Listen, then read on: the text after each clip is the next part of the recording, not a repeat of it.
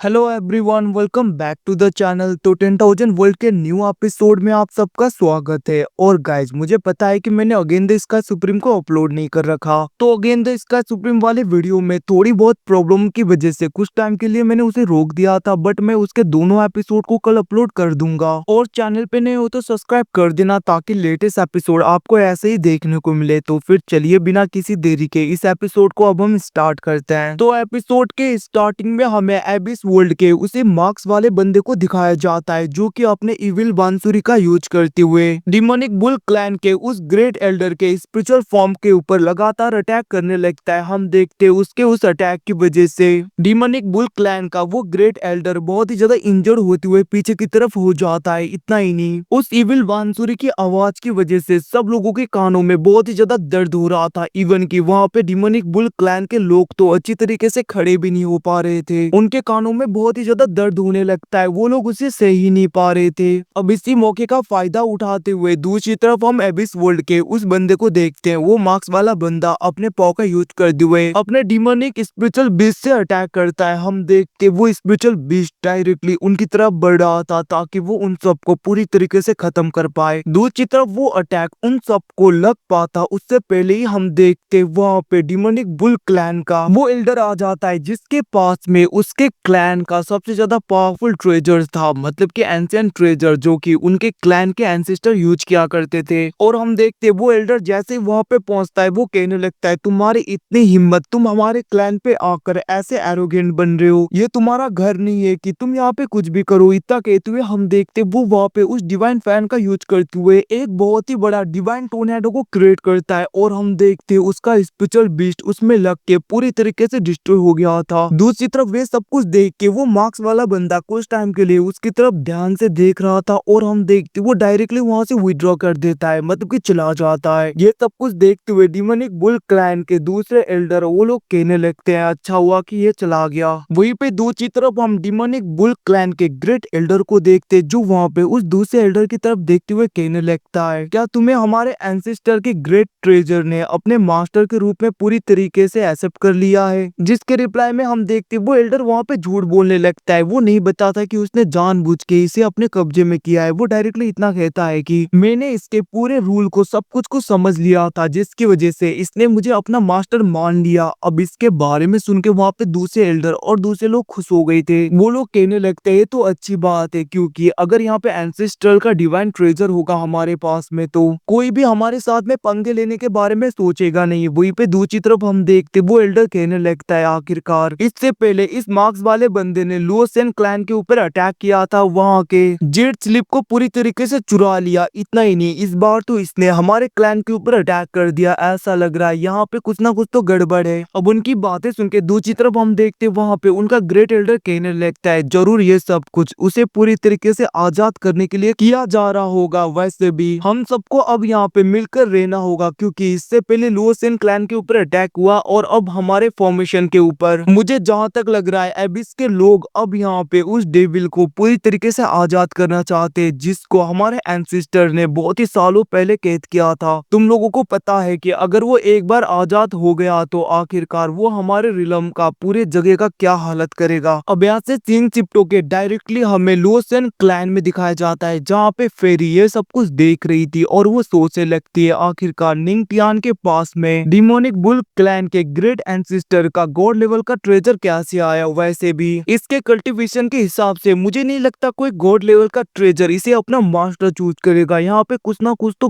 गड़बड़ है। क्या हम यहाँ पे निंगटियान के ऊपर भरोसा कर भी सकते हैं? अब यहाँ से सीन शिफ्ट के दूसरी तरफ हमें एबिस वर्ल्ड में उसी मार्क्स वाले बंदे को दिखाया जाता है, जो कि वहाँ पे उसे हेवनली रिलम वाले बंदे के सामने आया था। और हम देखते वो कहने लगता है, मास्टर आपने जैसा जैसा कहा था मैंने वैसा वैसा कर दिया, अब आप एक्शन ले सकते हो। अब उसकी बातें सुन के दूसरी तरफ हम देखते वो हेवनली रिलम वाला डीमन कहने लगता है, तो अच्छी बात है और तुमने मेरे लिए बहुत ही ज्यादा काम किया है। अब उसकी बातें सुन के दूसरी तरफ हम देखते वहाँ पे वो मार्क्स वाला बंदा कहने लगता है, लॉर्ड आपने मुझे जिंदा किया था, तो आपकी वजह से मैं आज यहाँ पे जिंदा हूँ, तो आपके लिए तो मैं कुछ भी करने के लिए तैयार हूँ। अब उसकी ऐसी बातें सुन के दूसरी तरफ वो हेवनली रिलम वाला बंदा कहने लगता है, ऐसी बात है तो अच्छी बात है, और वैसे भी तुम चिंता मत करो, बहुत ही जल्दी अब तुम इस पूरे फेरी रिलम के लॉर्ड बनने वाले हो, तो इसीलिए अब तैयार हो जाओ इस पूरे फेरी लैंड का मास्टर बनने के लिए। अब यहाँ से सिंह चिप्टो के दूसरी तरफ हम लिन फैंग को देखते जो कि उसी एंसेस्ट्रल स्टोन के आगे होता है, और हम देखते वो वहाँ पे ओरिजिन ऑफ लॉ मतलब कि वहाँ के ओरिजिन को पूरी तरीके से समझने की कोशिश कर रहा था, और बहुत ही ज्यादा टाइम के बाद में वो जैसे तैसे करके उसे पूरी तरीके से समझ लेता है, जिसकी वजह से हम देखते उसके बॉडी के अंदर तो बहुत ही ज्यादा एनर्जी जाने लगता है। इवन की उसकी स्ट्रेंथ बहुत ही ज्यादा बढ़ रहा था, ऐसा लग रहा था कि लिन फैंग यहाँ पे बहुत ही ज्यादा पावरफुल हो रहा है, और हम देखते वो वहाँ के पूरे एनर्जी को पूरी तरीके से एब्जॉर्ब कर लेता है, जिसकी वजह से उसके अंदर बहुत ही ज्यादा एनर्जी भरने लगा था। अब कुछ टाइम बाद में लिन फैंग वहाँ पे पूरी तरीके से ब्रेक थ्रू कर लेता है, और हम देखते वो ट्रू गॉड रिलम के हाफ स्टेज में पहुंच गया था। तो मैं गाइस आप लोगों को बता दूं कि लिन फैंग अभी तक यहाँ पे ट्रू गॉड रिलम पे नहीं पहुंचा था, वो वर्चुअल गॉड रिलम पे था इससे पहले, बट उसका सोल बहुत ही पहले ट्रू गॉड रिलम में पहुंच चुका था, बट अभी उसकी फिजिकल स्ट्रेंथ भी ट्रू गॉड रिलम में पहुंच चुका है। ये सब कुछ देखते हुए दूसरी तरफ हम देखते वहाँ पे मिंग सीलिन और साउटियान बहुत ही ज्यादा खुश हो गए थे। मिंग सीलिन कहने लगते है पापा तो पावरफुल हो गए, साउटियान भी कहने लगता है बॉस आप तो ट्रू गॉड रिलम के हाफ स्टेज में पहुंच गए, और हम देखते वो लोग बहुत ज्यादा खुश हो रहे थे। वहीं पे दूसरी तरफ वे सब कुछ वहाँ पे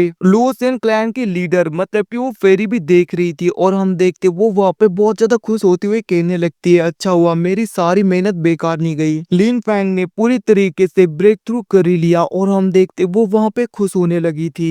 वहीं पे दूसरी तरफ हम लिन फैंग को देखते जो वहाँ पे कहने लगता है अब मुझे डायरेक्टली अपने थंडर एनर्जी के साथ में फायर लॉ को पूरी तरीके से मर्ज करना होगा, ताकि मैं इन दोनों लॉ की एनर्जी को पूरी तरीके से कंबाइन कर सकूं और भी ज्यादा मेरी स्ट्रेंथ बढ़ जाए। इतना कहते हुए हम देखते वो वहाँ पे अपने थंडर ब्लड लाइन का यूज करते हुए अपने ट्रू फ्लेम को निकालते हुए उसके साथ में मर्ज करने लगा था, बट हम देखते वो ऐसा नहीं कर पाता, जिसको देखकर दूसरी तरफ हम देखते वो कहने लगते आखिरकार ये क्यों नहीं हो रहा। हम देखते थंडर ड्रैगन कहने लगे थे लॉ ऑफ फायर और लॉ ऑफ थंडर बहुत ही ज्यादा पावरफुल नेचर के एलिमेंट माने जाते हैं, इनको एक साथ में कंबाइन करना बहुत ही ज्यादा मुश्किल होता है, बट हम देखते वहाँ पे लिन फैंग कहने लगता है मुश्किल है नामुमकिन तो नहीं होगा ना कोई तरीका तो होगा जिसकी वजह से मैं डायरेक्टली इन दोनों को एक दूसरे के साथ में पूरी तरीके से कंडेंस कर पाऊं, मतलब कि दोनों को प्यूरिफाई कर पाऊं। अब उसकी बातें सुन के दूसरी तरफ वहाँ पे थंडर ड्रैगन लेलोंग कहने लगता है हाँ वैसे इन दोनों को यहाँ पे सप्रेस करने में बहुत ही ज्यादा स्पिरिचुअल एनर्जी की जरूरत पड़ती है, और ये दोनों लॉ बहुत ही ज्यादा पावरफुल होते हैं, बट तुम यहाँ पे जेड बटरफ्लाई का यूज कर सकते हो क्योंकि वो हर एक एलिमेंट का एक क्रिएशन टाइप का है। अब उनकी बातें सुन के हम देखते हैं वहाँ पे लिन फैंग भी अपने जेड बटरफ्लाई को बाहर निकालता है, ताकि वो यहाँ पे अपने फायर लॉ और थंडर एनर्जी को पूरी तरीके से एक साथ में कंडेंस कर पाए। वहीं पे दूसरी तरफ हम जेड बटरफ्लाई को देखते हैं जो कि डायरेक्टली आगे जाके एक फॉर्मेशन पूरी तरीके से सेटअप करता है। हम देखते उसका यूज करते हुए लिन फैंग अपने थंडर एनर्जी के पाव को पूरी तरीके से बाहर निकालता है, और हम देखते उसके अंदर उसकी थंडर एनर्जी और सब कुछ पूरी तरीके से कैद हो चुका था, जिसको देखकर लिन फैंग उसे अपनी तरफ बुलाता है, और हम देखते वो वहाँ पे अपने पाव का यूज करते हुए जेड बटरफ्लाई की हेल्प से पूरी तरीके से दोनों लॉ को पूरी तरीके से कंडेंस कर लेता है। हम देखते वो उसका यूज करते हुए उस एनर्जी को पूरी तरीके से एब्जॉर्ब करने लगा था, जिसको कि अभी अभी उसने कंडेंस किया था, और हम देखते उसके चारों ओर एक फॉर्मेशन पूरी तरीके से एक्टिवेट हो जाता है, और लिन फैंग जेड बटरफ्लाई का यूज करते हुए अपने फायर लॉ और थंडर लॉ को एक साथ में मर्ज करने की कोशिश करता है। और कुछ टाइम के बाद में लिन फैंग ने थंडर एनर्जी और ट्रू फ्लेम को पूरी तरीके से कंडेंस कर लिया था, जिसकी वजह से उनकी स्ट्रेंथ भी बहुत ही ज्यादा बढ़ जाती है, जिसको देखकर लिन फैंग कहने लगता है फाइनली मैंने दोनों को पूरी तरीके से कंडेंस कर लिया। वहीं पे दूसरी तरफ हम मेंग सीलिंग को देखते जो कि लिन फैंग के पास में जाते हुए उसके साथ में चिपकते हुए कहने लगती है फादर आप तो कमाल के हो, आपकी स्ट्रेंथ तो कितनी ज्यादा है सच में। ये सब कुछ कहते हुए हम देखते वो वहाँ पे लिन फैंग के साथ में लिपट रही थी। अब यहाँ से सीन शिफ्टों के दूसरी तरफ हमें एक सील वाली जगह को दिखाया जाता है जहाँ पे कुछ गार्ड होते हैं, तभी हम देखते हैं उनके ऊपर एविस वर्ल्ड का वो बंदा मतलब कि वो लोग अटैक कर देते हैं। ये सब कुछ देखते हुए उनमें से एक गार्ड कहने लगते हैं ऐसा लग रहा है कि कोई सील को पूरी तरीके से ब्रेक करने के लिए आया है, जल्दी से जाके लॉर्ड को बताओ मतलब कि मास्टर को बताओ। अब हम देखते वो लोग भागने ही वाले थे तभी कोई उनके ऊपर अटैक करके उन्हें पूरी तरीके से खत्म कर देता है। वहीं पे दूसरी तरफ हम सील के अंदर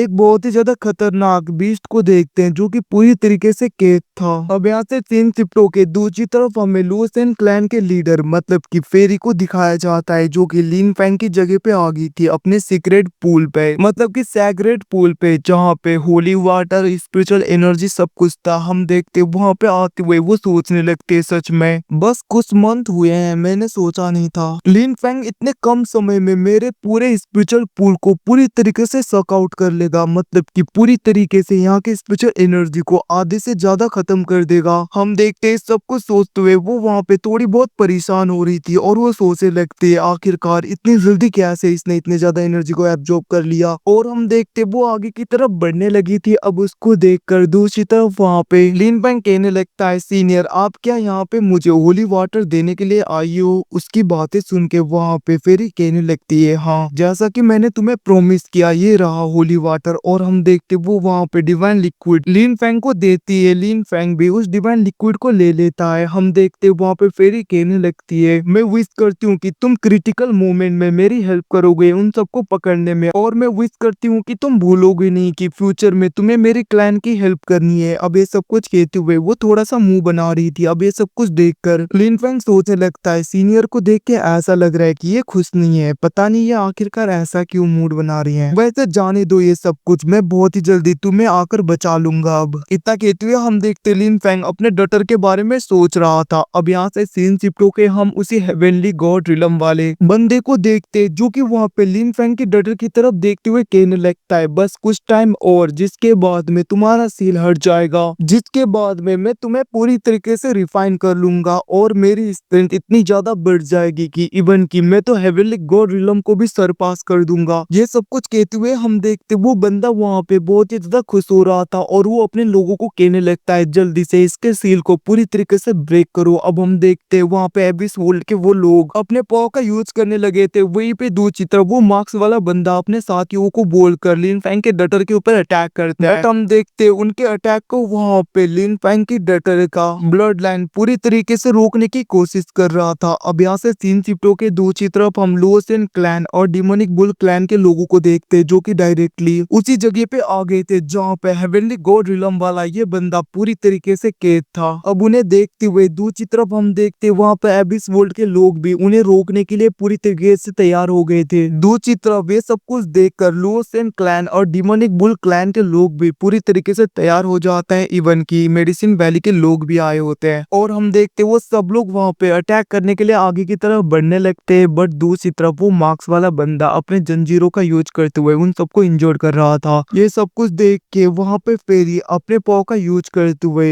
अपने वाटर एनर्जी का यूज करते हुए पूरी तरीके से सारे जंजीरों को डिस्ट्रॉय कर देती है। इतना ही नहीं वो लोग थोड़े से पीछे हो गए थे। अब ये सब कुछ देखकर हम उसी मार्क्स वाले बंदे को देखते जो कि कहने लगता है सब लोग तैयार हो जाओ इन सब के ऊपर अटैक करने के लिए। कोई बात नहीं, अगर तुम सब लोग यहाँ पे हमारे काम में दखल अंदाजी करने के लिए आ ही गए हो तो तुम सबको आज मैं यहाँ पे एक ही साथ में दफन कर देता हूँ। इतना कहते हुए वो अपने जंजीरों का यूज करते हुए अटैक कर देता है। उसके इविल जंजीरों को वहाँ पे फेरी पूरी तरीके से डिस्ट्रॉय करने की कोशिश कर रही थी, बट हम देखते वो बंदा बहुत ही ज्यादा पावरफुल था। वो कहने लगता है तुम्हें क्या लगता है तुम इतनी आसानी से मुझे रोक पाओगी, मेरी स्ट्रेंथ पता है कितना है। ये सब कुछ कहते हुए वो अपने स्पिरिचुअल बीस्ट का यूज करने लगा था और हम देखते सारे स्पिरिचुअल बीस्ट के अंदर से जंजीरें बाहर आती हैं जो वहाँ पे फेरी को पूरी तरीके से पकड़ लेते हैं। अब ये सब कुछ देख के दूसरी तरफ वहाँ पे जियांगली कहने लगती है आखिरकार तुम्हारी हिम्मत कैसे हुई मास्टर को ऐसे पकड़ने की। और हम देखते वो अटैक करने के लिए बढ़ रही थी, जिसको देखकर वो बंदा कहने लगता है तुम्हारी क्या औकात है, इवन कि अगर आज यहाँ पे कोई सेलेस्टियल बीइंग भी आ जाए वो भी तुम लोगों को बचा नहीं पाएगा। इतना कहते हुए वो उन लोगों के ऊपर अटैक कर देता है। अब ऐसे सिचुएशन को देखकर दूसरी तरफ वहाँ पे डिमोनिक बुल क्लैन के लीडर और सारे एल्डर मिलके अपने फॉर्मेशन को एक्टिवेट करते हैं। तो गाइज मैंने यहाँ पे इसे डिमोनिक बुल क्लैन का एक ग्रेट एल्डर बोला था, बट ये यहाँ पे डिमोनिक बुल क्लैन का लीडर है,